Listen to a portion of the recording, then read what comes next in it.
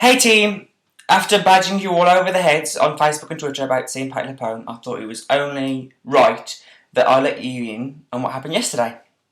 So, if you can imagine, when I was 12, I loved musical theatre, well, mainly Grease and Oliver, that were DVDs, and Grease 2. I know it was crap, but it was good. It was good, but it was crap, yeah, you know what I mean.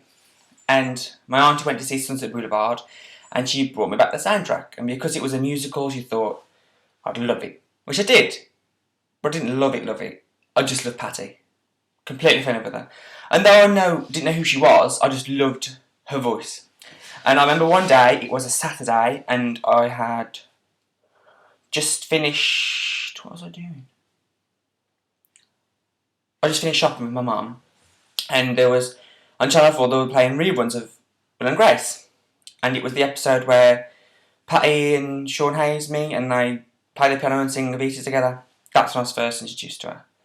And ever since then, I've been obsessed. I've never seen her live in effect. I've never been to New York and seen her, but I've followed her on Broadway.com and the movies that her son does. And when she'd been on, for instance, when she was in Sweeney Todd's, and when she did all the Sondheim stuff on DVD, I've got all those and watched those. So I randomly wanted work experience dressing, so I emailed Murray Lane. I had no idea who he was. I just was told by my friend Simon that ask him and he'll know all about dressing. He knows he's the best in the business. And I think I said the last thing I said was, my dream is to dress Patti LuPone. And I didn't know that he was Patti LuPone's dresser. So he informed me about the show. I had no idea about it, and as soon as he told me, the next day I booked tickets. So, the show. Oh my God. I have waited ages to see Patti LuPone live. And it was the best theatrical experience I've ever been a part of. Ever. I mean, I was a wreck. So if you can imagine, me and my friend Sarah went to see Matilda, and we came out of there, rushed over to Leicester Square. And as we were coming up, we checked where the theatre was, and then we got a coffee and came back. And within 20 minutes of getting the coffee and coming back, the stage... There's only one exit. There's one exit, one entrance into the Leicester Square Theatre, and it was packed. People coming in, people coming out. Claire Sweeney was coming out, and me and Sarah were waiting there, and we kept this crowd was swarming around this one person. We couldn't tell who it was, and I was like, "It's bound to be someone famous." And then lo and behold, it was Gavin Creel. Well, that's my face. Hold on. Oh fucking hell. There you go. Dream. Book a Mormon, guys. Go see it. So, after all that excitement, we finally took our seats, and Seth did his 45 minutes of just pure hilarity. It was, I mean, so... Genius or mad is just amazing. It was... the things that he picked up on I'd never have looked at, even though I've watched Patti LuPone on the Tony Awards over and over and over again. I never noticed that what she did. I won't ruin it for you, because you just go and see the show. Anyway. At the interval, I was sitting in my seat, and I got a bit shaky because I was so... you don't understand, I've waited so long to see her. It was unreal. And then she entered the stage to Gypsy, singing Some People. I nearly burst. I nearly passed out. And then she sat down and she was talking about Gypsy, and she was talking about notes from Stephen Sondheim, and it was just... we're on row B, and luckily for some reason there's no one sat in the front row, so it literally just felt, I'm not being selfish, but generally felt that it was just me and her in the room, and Seth, of course.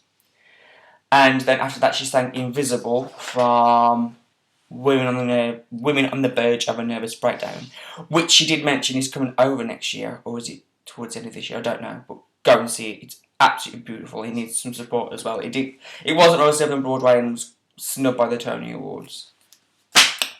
And then can't remember it in order because I was so het up on what was going on, I couldn't tell. And one of my main things I really wanted to see her sing was Ladies for Lunch.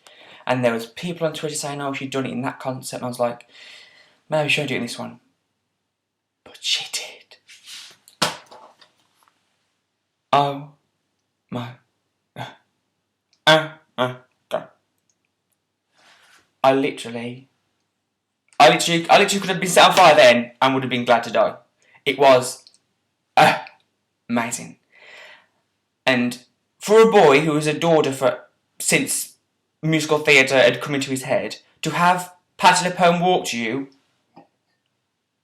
holding a martini glass, look directly in your eyes, and say, "Rise." Too much taking, kids. Too much taking. Anyway. And then she went on to sing she spoke about Anything Goes, and she spoke about, that it was hilarious, she spoke about that because she had to leave the stage because of the tap numbers, because the choreographer didn't want her in them, she, every time that she left the stage, she left on a huge note, which if you go on YouTube you can hear.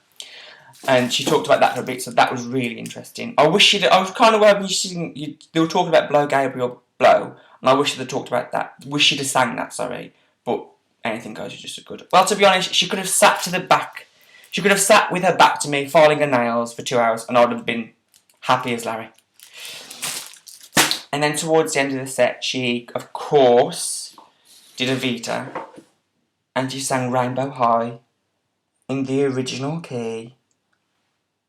Mesmerising. And then just before she ended, she did As Long As He Needs Me, which was again beautiful. Met with all these songs were met with standing ovations. The communal experience of us all was unreal. The atmosphere in the place was palpable. I was just so happy to be there. And I don't know if I was crying because I was happy or sad or just generally, I think it was pure joy, just pure joy being in a theatre with Patti LuPone and people loving Patti LuPone, and too much. I'm such a stagey kid. I'm so sorry. I apologise. I will grow up one day. And then it came towards the end, and I feel really bad, but I think his name was Nick, who's playing a part in Evita. In the tour, and he sang a couple of songs from Evita with Patti, and then they did Fontaine's Death from Les Mis, and Gavin Creel was in the audience, and Gavin Creel got to sing Jean Valjean's part. I don't know Les Mis, so I assume that's his name. And then she sang I Dreamed a Dream, and it seems like I'm being really really not emotional, but really bigging it up. But it was like no other show I've ever seen, and it was amazing. It really was. And to finish, she sang Buenos Aires, and then the crowd just erupted. And we chanted and screamed for more, and then she came on, sat down at the piano, and was speaking. And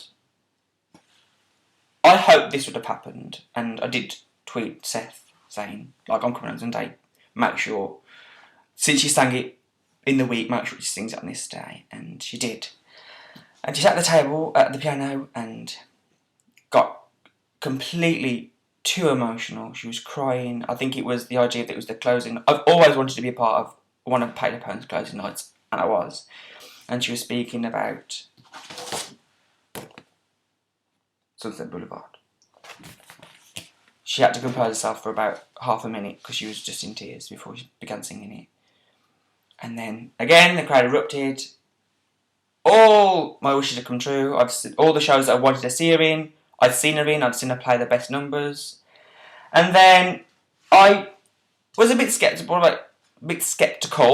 about going to the stage door and waiting to see her, but I thought, it's Patti LuPone, please. What are you trying to kid yourself, Adam?